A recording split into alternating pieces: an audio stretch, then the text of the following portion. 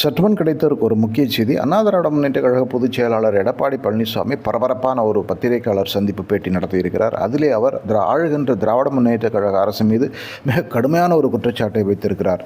தமிழ்நாட்டிலே நடக்கும் பல குற்றங்களிலே வழக்குகளை முடித்து வைப்பதற்காக காவல்துறையினர் தவறான நபர்களை கைது செய்து உரியவர்களுக்கு தண்டனை வாங்கித் தராமல் தப்பிக்க வைப்பதாக தெரிவித்திருக்கிறார்.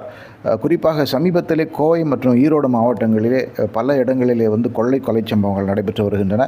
இந்த வழக்குகள் அதிவேகமாக முடித்து வைக்கப்பட்டதாக காவல்துறை அறிவித்திருந்தது. அதை எதிர்த்து எடப்பாடி பழனிசாமி இப்படி கருத்து தெரிவிக்கிறாரா, இல்லை வேறு ஏதேனும் வழக்குகளை மனதில் வைத்துக்கொண்டு இப்படி கருத்து தெரிவித்திருக்கிறாரா என்று தெரியவில்லை என்று சொன்னாலும் இது மிக மிக ஒரு ஆழமான ஒரு குற்றச்சாட்டு, வலிமையான ஒரு குற்றச்சாட்டு என்பதில் சந்தேகமில்லை. குறிப்பாக தமிழக காவல்துறை இதுபோன்ற குற்றச்சாட்டுகளுக்கு உரிதாக பதில் சொல்ல வேண்டும் என்று பலரும் சொல்லுகிறார்கள்.